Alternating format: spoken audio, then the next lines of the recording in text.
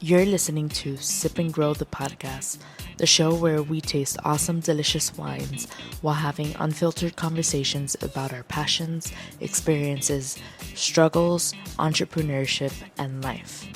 My name is Nicole Di Pasquale, and I'm a wine enthusiast just trying to pursue her passions and dreams while taking you on the journey with me, one episode at a time.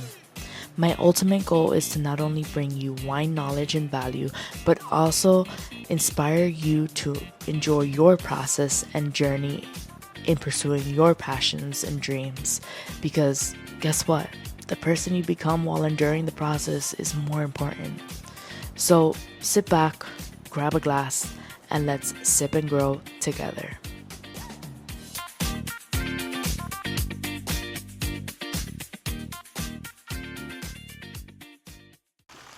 Hello, Sip and Grow family, and welcome back to another episode of Sip and Grow the podcast with me, your host, Nicole Di Pasquale. For those of you that are living in Florida, like I currently am, how are you guys doing? It's been pouring this week. It has been nonstop pouring, and it's been crazy driving, staying at home, with all the flooding and everything, which obviously we're in hurricane season, but it is the time of the year for that. But it's been crazy. Thankfully, not as bad as last year, but we still are in the zone, in the time frame where crazy stuff can happen. So hopefully you guys are safe out there. I know it's been crazy for me. I'm always on the road, so it's been a little bit wild, but yeah, I hope you guys are staying safe out there. Anyways, today I actually have a really exciting sparkling wine for you guys. So this sparkling wine is from the northern part of Italy in the region called Lombardy, which in Lombardy, the Lombardia, which is in Italian, is the region, like the capital of Lombardy is Milan. Everyone knows Milan. So that's like a good pinpoint to know more or less where in Italy this wine is located. But this is from that specific region, and it's called a Franciacorta. So they're very well known in that area to make this type of sparkling wine. Like it is a big deal there. They are DOCG certified, so that means like they have the highest regulations in order to like make this wine, so it's top quality. And it's really popular over there. It's actually a really cool sparkling wine that I was recently introduced to, because I had never tried this before. And when I tried it, I was like, oh my God, I need to tell the Sip and Grow fam about this, because I did not know about this until a month ago. So, Franciacorta is created in that northern part of Italy, and it is basically a sparkling wine made up of three different grapes. So it's made up of Chardonnay, a Pinot Noir, and then Pinot Blanc. It is like 70, this one in specific is 77% of it is made up of Chardonnay, 2.5% is the Pinot Blanc, and then the 22.5% that's left is the Pinot Noir, or in Italian would be Pinot Nero. It's the same thing. And this one is known as a multi-vintage sparkling wine. So I kind of wanted to get into the topic of what vintage wine means and what reserved wine means, because this one has vintage and reserved wine mixed into it, and I feel like that's something that not many people know. So I'm gonna first talk about champagne. So champagne is, as we know, called champagne because it comes from the region of Champagne in France, right? So if there's any other type of sparkling wine outside of the Champagne area, it cannot be called champagne. So that's why you have other wines that are either, like in Italy, you have frizzantes, sparkling wines. Prosecco is another one, which Prosecco in itself has its own regulations, and in order for it to be called Prosecco. You have Franciacorta, like, and all around the world you have different, like you have In France, you have like Blanc de Blancs or like Cremant de Loire, like so many different things. So like if it's not called champagne, it'll be called something along those lines, right? And in champagne, like usually when you buy a champagne, it's a multi-vintage champagne. If it is a vintage champagne, it is probably very, very expensive because a vintage champagne is basically champagne from a single year harvest, aka the grapes made to make that specific champagne were from one harvest. Usually, champagne is a multi-vintage champagne because they have multiple grapes from multiple harvests mixed into there. And then you get into the topic of like reserved wine. So what is the difference between vintage wine and reserved wine? Vintage wine is basically a single year, grapes from a single year harvest.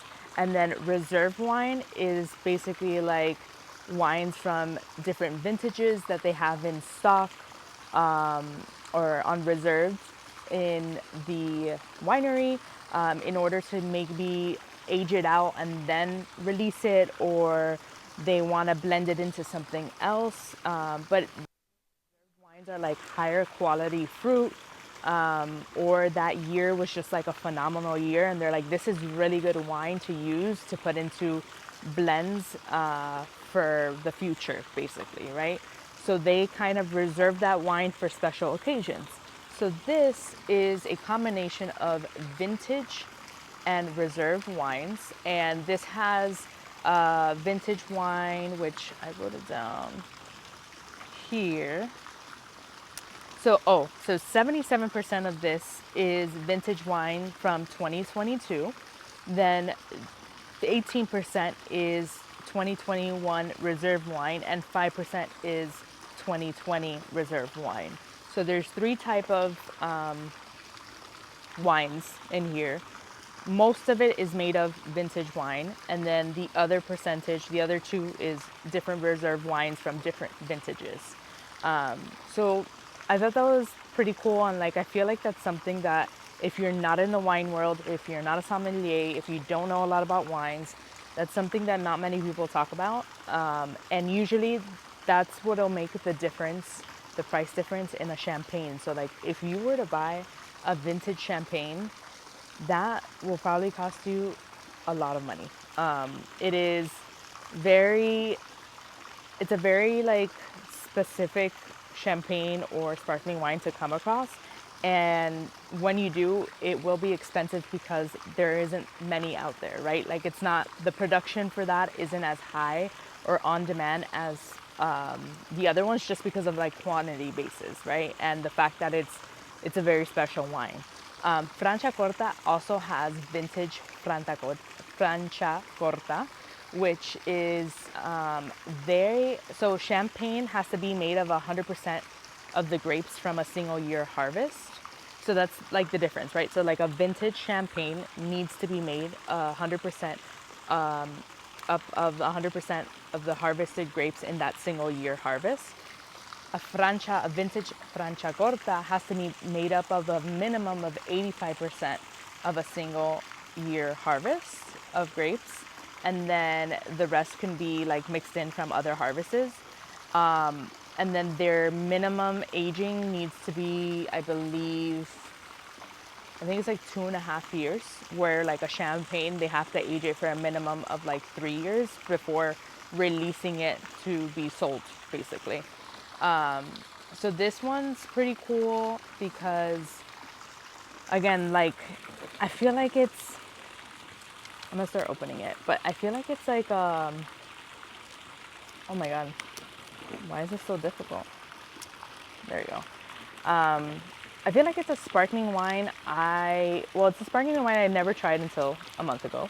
And it's a little bit on the sweeter side, which we're gonna try it now to get the full tasting notes, but it's a little bit on the sweeter side than, like, it's a little more sweeter than a Prosecco. So like this one specifically, when they did the disgorgement process on this one, they added in 2.5 grams of sugar per liter.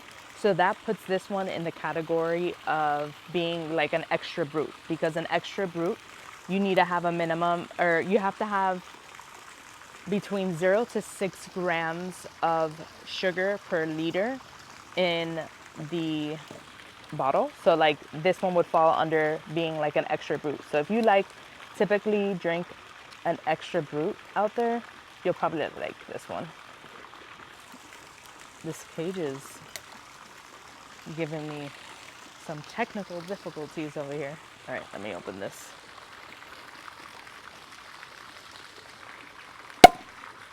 There we go. So I really love the bottle. It actually comes wrapped in like an orange plastic bag. I just took it off because I didn't want to waste time out here, if you know what I'm saying. But this is the 47th edition, and I believe I bought this at Graciano's. You can get this at any Graciano's market. It's in the $45 range. I believe is what I bought it for. I'll try to like link it in the show notes for you guys. But already on the nose, I'm getting a lot of like stone fruit notes, like apricot. I'm even getting like a little bit of chamomile too, with some citric notes coming through, like lemon. Let's go ahead and try it.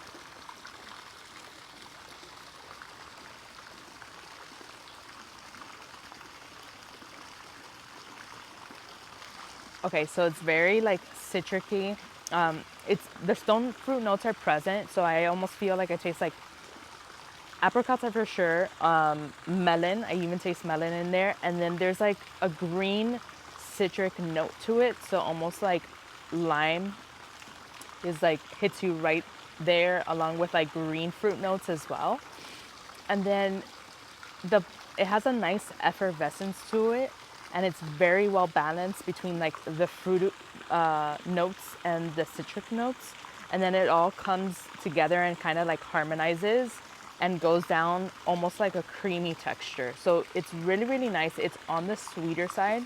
Like I said, it's like an extra brut. So if you really like drinking extra brut out there, I would highly recommend this one.